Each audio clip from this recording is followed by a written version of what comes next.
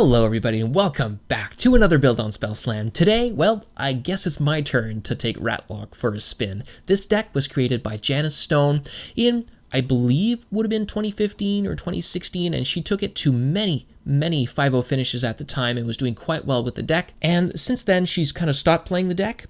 She's gone on to play Boros Bully and her own control decks, which have done very well on their own, but it seems like YouTube creators tend to really like this deck and take it for a spin, and I think it's because it's such a unique deck. Any New Province took it out for a spin in 2018, MTG Goldfish Seth took it out for a spin in 2019, and even the Professor from Tolarian Community College took it out for a spin in 2020, and now, almost in 2021, I guess it's my turn to play this. So let's go over the deck and see how it ticks. We've got 4 copies of Chittering Rats, which is a 3-mana 2/2. When it enters the battlefield, target opponent puts a card from their hand on top of their library.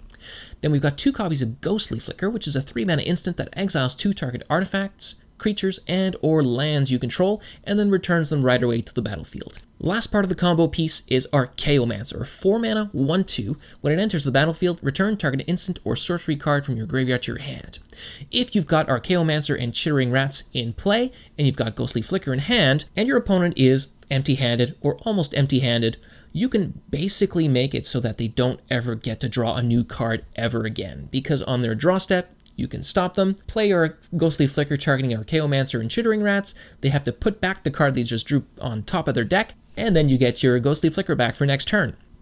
So it can be a pretty mean strategy, very unique. You don't see this anywhere else than in Pauper, which is really cool. In terms of the rest of the deck, we've got Preordain, 4 copies, 4 copies of Augur of Bolas, 1 single copy of Seagate Oracle, 4 copies of Muldrifter, 1 copy of Mystical Teachings, and 1 copy of Thorn of the Black Rose. It's important to note that a lot of these cards, such as Augur of Bolas, Seagate Oracle, Muldrifter, and Thorn of the Black Rose, all have Enter the Battlefield abilities. This is because this deck is really built around taking advantage of Ghostly Flicker in the mid to late game, so you can get back the Monarchy without attacking. You can draw 2 cards with Muldrifter, do a lot of card filtering with Seagate Oracle and Augur of Bolas over and over again to get you the cards that you need.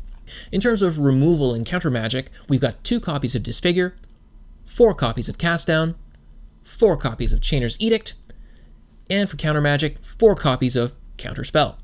We've got 1 single copy of Reaping the Grave, which is very good at getting back dead pieces of our combo, like Archaeomancer and Chittering Rats, but also takes advantage of the Storm mechanic to really fill up our hand in that mid to late game.